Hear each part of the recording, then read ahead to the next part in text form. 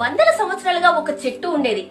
అది పచ్చని ఆకులతో తెల్లని పూలతో చూడడానికి చాలా ఆహ్లాదకరంగా మనసుకు ఆనందం కలిగించేలా ఉండేది. ప్రతి ఒక్కరూ దాని కింద వచ్చి సేద తీర్చుకుని ఆహా ఈ చెట్టు ఎంత అందంగా ఉంది అనుకునేవారు.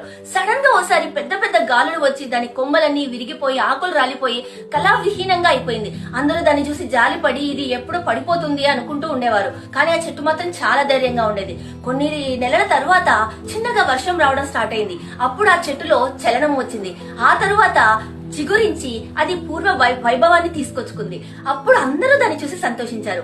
మన జీవితాలు కూడా అంతే. చిన్న చిన్న అపార్థాల వల్ల ఆకులు రాలిపోయినట్టు మనుషులు మనల్ని వీడిపోవచ్చు. మన అనర్థాలు జరిగి మన జీవితంలో కష్టాల వల్ల నవ్వులు మన నుంచి పడిపోవచ్చు. కానీ అవి ఎప్పటికీ అలాగే ఉండవు. ఖచ్చితంగా నమ్మకము సహనం అనేది ఉంటే ఎప్పటికైనా అవన్నీ మనకి తిరిగి వస్తాయి. ప్రతి ఒక్కరూ మళ్ళీ మన లైఫ్ లోకి వస్తారు.